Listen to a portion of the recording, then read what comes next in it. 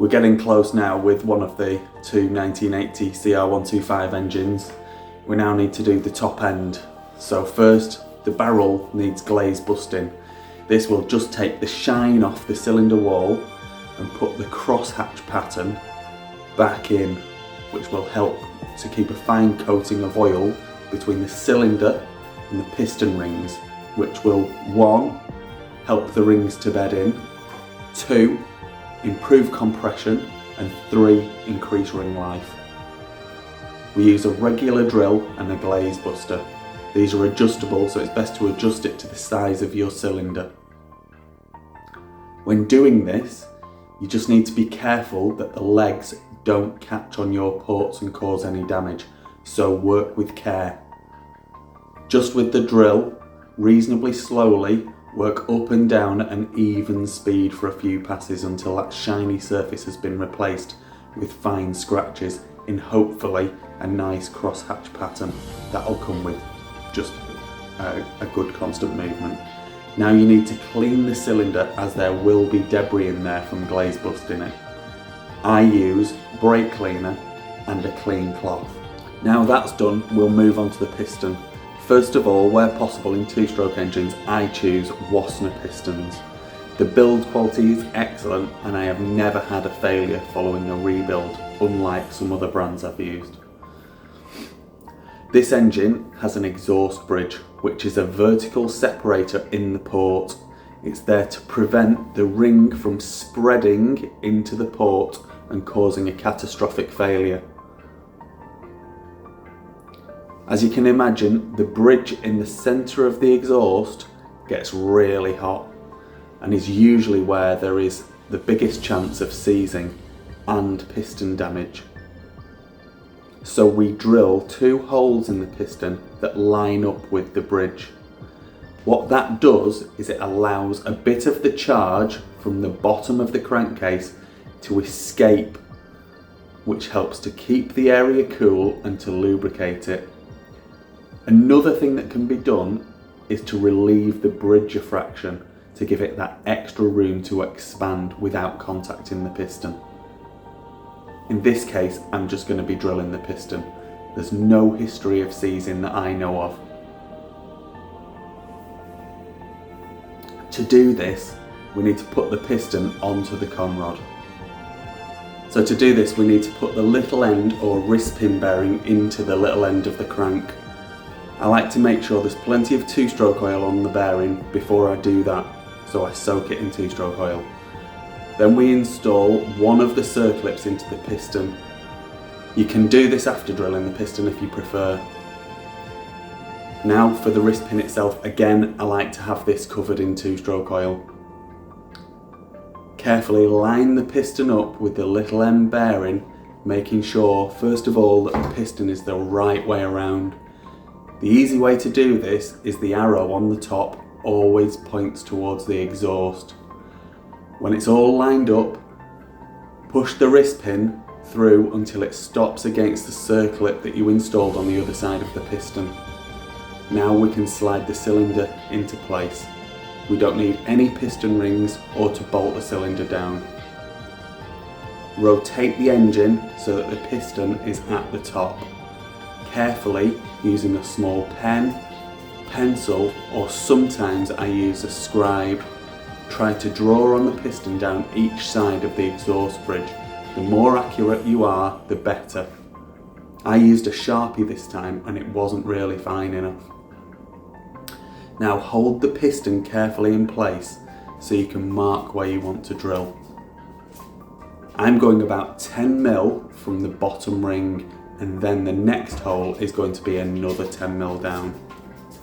On a larger piston, you might choose larger distances. I then use an auto center punch to mark the location I want to drill. You can see I slipped here, but there's no major issue. Now I'm going to lightly hold the piston in my vise.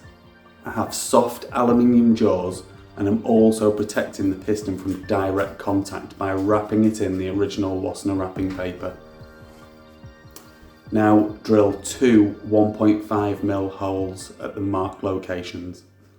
I use my hand drill for this rather than my pillar drill, because I prefer to use the vise with the softer jaws than the vise on my drill. The next step is to remove any burrs. I use a small fine file. Try not to take too much off the coating when you do this. We need to check the drilled hole on the inside too. As you can see on this one, there is a burr on the inside which we definitely want to remove. Now clean the piston. Make sure that any fine particles are cleaned off before you install the piston onto the engine. And now put the piston back onto the conrod. And this time, when we've put the wrist pin in, we're going to install that second circlip so that the wrist pin can't come out either side, which would definitely cause a lot of damage. Now time to install the piston rings. Wassner 2-stroke piston rings can go either way up. This is a job for your fingers, and you just want to gently maneuver the 2 rings into place. Do the bottom one first, but put it in from the top.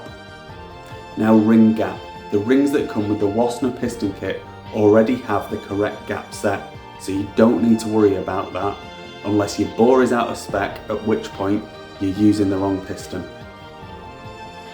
Ring gap is a big thing, but we have an in-spec bore and the correct piston kit, so we've got nothing to do here. The things we do need to make sure of is that the ring ends meet up with the ring pin that's in the piston. The pin stops the ring from rotating in its groove and catching a port while running. Just be careful to make sure they are lined up before you lower the cylinder over them. At this stage, rub a fine layer of 2-stroke oil all over the cylinder to give it that extra bit of lubrication when it first fires up.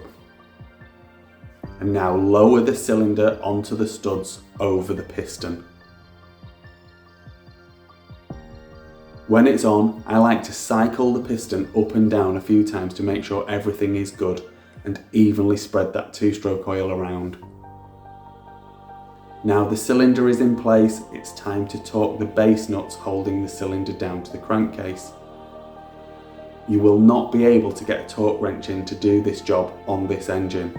So the best method I have found is using this torque adapter tool from Motion Pro, which is for sale in this video if you're watching on YouTube. The tool bolts a spanner in place. Again, I have to use a spanner with a particularly thin ring for this job. This one fits this job, but I have a selection of other modified spanners which I've ground down for other engines too. The nuts need to be torqued to 20 foot-pounds on the base and the head nuts. What you have to do is make sure the wrench is at a 90-degree angle to the spanner. If it's at a different angle, the torque setting is wrong. And I can never be working out this maths. Tighten in a crisscross pattern, gradually getting to the 20 foot-pounds. Now the head gasket, which is copper on this engine, and it is on most air-cooled engines. First we want to clean it up if we're reusing it. I prefer to use a scouring pad and some cleaning fluid and just work away until it's clean. Now it needs to be annealed. The copper at this moment is quite stiff and inflexible. What we're going to do is heat it up red hot and then just let it cool. Some people shock cool the copper, but I have found that when doing that, it doesn't stay as soft, so I just let it cool naturally. What we're looking at is the copper producing a seal between the cylinder and the head. So when we heat it, it expands. When it cools naturally, it doesn't actually shrink fully back, and the atoms just kind of relax in place, which is why it stays soft. When it's in this state that we have it now, the atoms have all kind of like huddled up together, making a tight bond. When we then tighten the head down, it's going to squash the head gasket between the cylinder and the head, creating the seal. With use and through multiple heat cycles, the copper will go hard again, so you should regularly torque your head bolts down and really re-anneal the gasket. Anyway, that's too much waffle. I use MAP gas in my workshop. You need to make sure you're using the hottest part of the flame, which is the tip at the end of the inner light blue flame. I rest the gasket on the vice jaws and I work my way around with the torch until every part of the gasket has been glowing red hot. You'll notice it kind of flops where it isn't supported, which is a good sign.